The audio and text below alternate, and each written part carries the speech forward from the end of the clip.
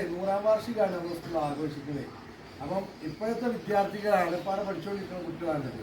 നിങ്ങളാണെങ്കിൽ മുന്നേ അവിടെ പഠിച്ച ഒരു വിദ്യാർത്ഥിയാണ്. അപ്പോൾ രണ്ട് വിദ്യാർത്ഥികൾ നമ്മളൊരു സംസാരം നടത്താൻ വേണ്ടിയിട്ടാണ് അന്ന് വിചാരം. അപ്പോൾ ഓർക്ക് നിങ്ങളോട് കുറേ കാര്യങ്ങളൊക്കെ ചോദിക്കാറുണ്ട്.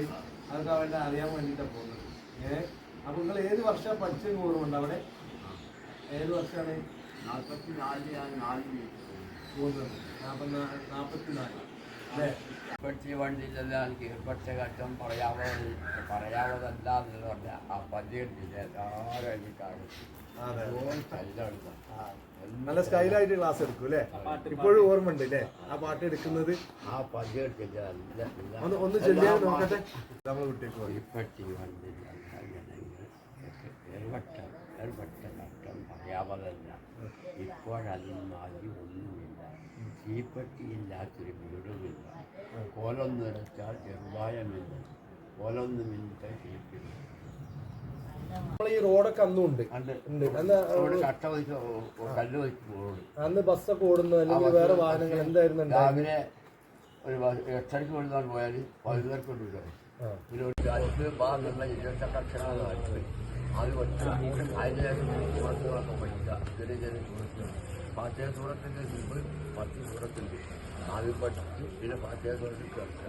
അങ്ങനെ യൂണിഫോം ഒന്നും അന്നില്ല. ആകെ കുറഞ്ഞ ഡ്രസ്സോ കാര്യങ്ങളോ കുറവേണ്ട. ദാരിദ്ര്യം പിടിച്ചൊരു കാലം. ഒരു അക്ഷരമേ ഉണ്ടാവുള്ളൂ. അത് തിരിഞ്ഞ് കേൾപ്പിച്ച് ഒറ്റയ്ക്ക് വരുമ്പോൾ അത് മാത്രമാകുമ്പോൾ തിരുമ്പാലും വേണ്ടി മാറ്റമാറി ആക്കി പിന്നെ പോക്കറ്റ് മാറ്റി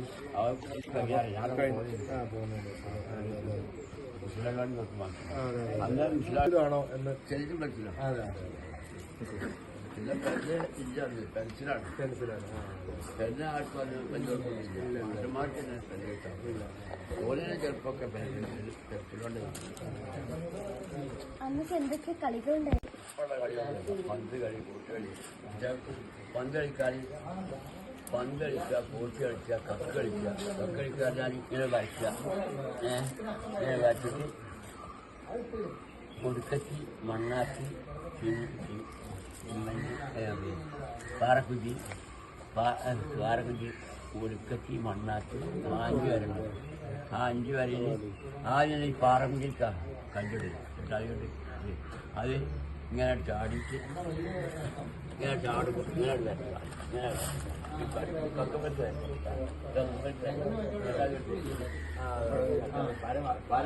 ഇങ്ങനെ സാധനം ചെറിയ മറ്റൊരു ചെറിയൊരു സാധനം കളിക്കാറുണ്ട്. അപ്പൊ അത് കിട്ടണം. അത് കൊണ്ട് ഇനി മരം പോകാതെ